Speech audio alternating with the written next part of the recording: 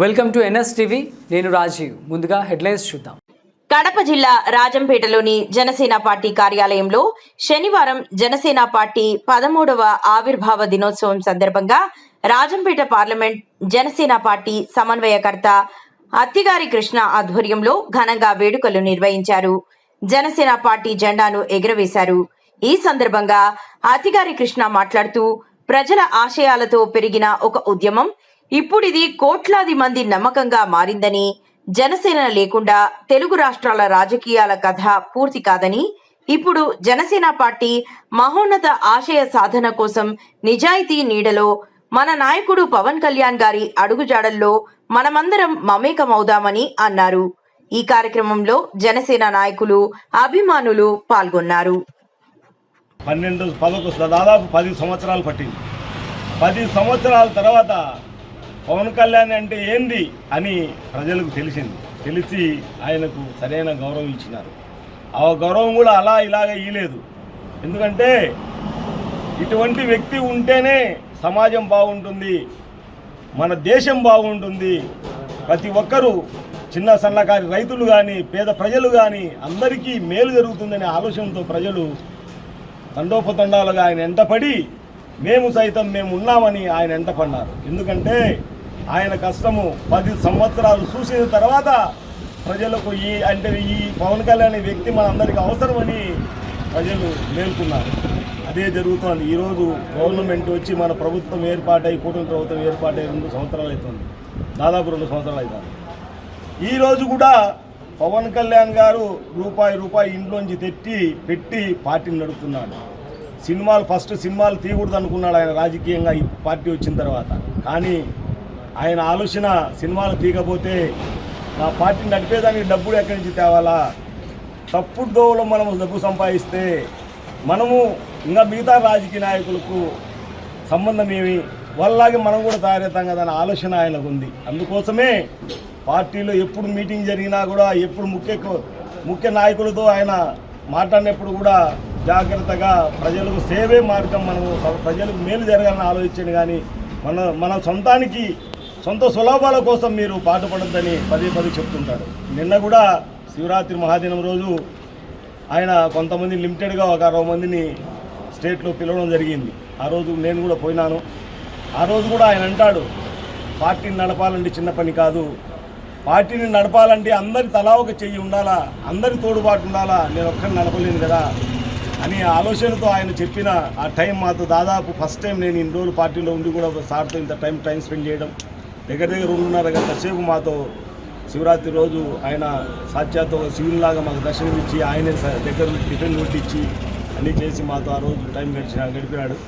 అటువంటి వ్యక్తిని నేనైతే దగ్గర దాదాపు 30 సంవత్సరాల అనుభవం ఉంది రాజకీయంలో. నాకు మా ఫ్యామిలీ 40 సంవత్సరాల నుంచి రాజకీయ చరిత్ర ఉన్న ఫ్యామిలీ మా అత్తిగారి ఫ్యామిలీ. మా అన్న అత్తిగారు వెంకటయ్య గారు ఈ మధ్యనే లాస్ట్ 1.5-2 months బ్యాక్ స్వర్గస్థులైనారు. ఆయన అడుగుజాడల్లో వెనకలు నడిచేవాడిని నేను. నాకు కూడా తెలుసు రాజకీయం అంటే ఏందని. 30 సంవత్సరాల నుంచి అన్నతో వెనకముందు చూసేవాడు నేను. అటువంటి రాజకీయ నాయకుడిని నేను ఇంతవరకు చూడలేదు. దగ్గరుండి చూసినోనికి పవన్ కళ్యాణ్ అంటే ఏంటి తెలుస్తుంది. అటువంటి వ్యక్తి మన పవన్ కళ్యాణ్ గారు. ఈరోజు ఎక్కడ పోయినా కూడా పవన్ కళ్యాణ్ గారికి ఒక సపరేట్గా ఒక సీఎంకి ఇచ్చే హోదా కంటే ఎక్కువ హోదా ఇస్తే ఆయన ఆయన్ను గౌరవిస్తున్నారు. మొన్న మదురైలో ఒక హిందుత్వ మీటింగ్ జరిగింది, సనాతన ధర్మ మీటింగ్. ఆ మీటింగ్కి వెళ్తే ఆ రోజు నిజంగా ప్రజారాజ్యం టైం పెట్టినప్పుడు చిరంజీవి స్టార్ట్ చేసినప్పుడు అప్పుడు చూసిన ఆ జనాన్ని. దాని తర్వాత మొన్న మదురైలో చూసిన, ఎక్కడ చూసినా కూడా జనాలు. ఒక సముద్రం చూస్తే అంటే మనకు నీళ్ళు కనపడదు, అలాగే జనాలు కనపడుతున్నారు.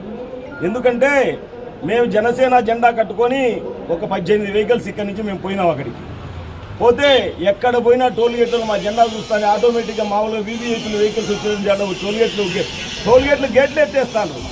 ఎక్కడ చూసినా పవన్ కళ్యాణ్ గారు వచ్చారా అని దండం పెడుతున్నారు. అంటే అటువంటి వ్యక్తి పవన్ కళ్యాణ్ గారు. ఆ రోజు ఆ మీటింగ్ నిజంగా నేనైతే మన ఆంధ్ర కంటే ఇక్కడే ఎక్కువ బలం ఉంది తమిళనాడులోని మేము ఆ రోజు ఆలోచించాం. ఎక్కడ పోయినా ఇక్కడే కాదు, నాకు మహారాష్ట్రలో పూనా ఏరియాలో మా సొంత ఊరులాగా, ఎందుకంటే మా బిజినెస్లు ఉన్నాయి పూనాలో హెడ్ క్వార్టర్లో. అక్కడ ఒక బుధవారిపేట మంగళవారిపేట అనే ఏరియాలో మన ఆంధ్ర వాళ్ళు ఎక్కువ ఉంటారు అక్కడ.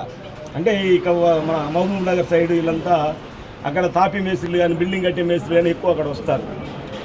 అక్కడ ప్రచారం చేస్తే 11 కాన్స్టిట్యున్సీలో మహారాష్ట్రలో సార్ ప్రచారం చేస్తే 11 కాన్స్టిట్యున్సీలో అత్యధిక మెజార్టీతో 11 కాన్స్టిట్యున్సీలు గెలిచినాయి. ఈరోజు బీజేపీ కూడా ఏమంటుంది, ప్రధాన సాక్షాత్ నరేంద్ర మోడీ గారంటే ఈ పొద్దు మనకు ఇండియాకు ఒక మరో శ్రీరామచంద్ర ప్రభు అనుకుంటాం మనం. అటువంటి వ్యక్తినే పవన్ కళ్యాణ్ మేరా సాత్ హై అన్నాడు. ఎందుకంటే పవన్ కళ్యాణ్ నా ఎంటబడుతున్నాడు, నాకు ధైర్యంగా ఉండాలని ఆయన చెప్పినాడు. అంటూ ఇతను మనిషి కాదు, ఒక హంది అన్నాడు, అంటే తుఫాన్. అంటే అటువంటి వ్యక్తి పవన్ కళ్యాణ్ గారు. ఈరోజు నిజంగా మేము ఆ పార్టీలో ఉండి ఆయన అంటే ఉండడంతో మాకు ఎనలేని గౌరవం. ఎందుకంటే జనసేన పార్టీ అంటే ఆ సింబల్ చూసేస్తారు, మీరు జనసేన సార్ అని నిందపడుతున్నారు. అటువంటి పార్టీలో మా అందరి అదృష్టం ఈరోజు మేము ఆ పార్టీలో ఉండడం. ఆయన అడుగుజాడల్లో ఎప్పుడూ మేము నడుస్తూనే ఉంటాం. ఇలాగనే ఎన్నో మన పార్టీ ఆవిర్భావ దినోత్సవాలు గడుపుకోవాలని ఆ వెంకటేశ్వర స్వామిని మా పవన్ కళ్యాణ్ గారికి ఎప్పుడు 2 నూరేళ్ళు ఆయనకు ఆయురారోగ్యాలతో ఆరోగ్యాలతో ఆయన్ను కాపాడాలని సాక్షాత్ వెంకటేశ్వర స్వామిని కోరుకుంటున్నాం. జై జనసేన, జై పవన్ కళ్యాణ్.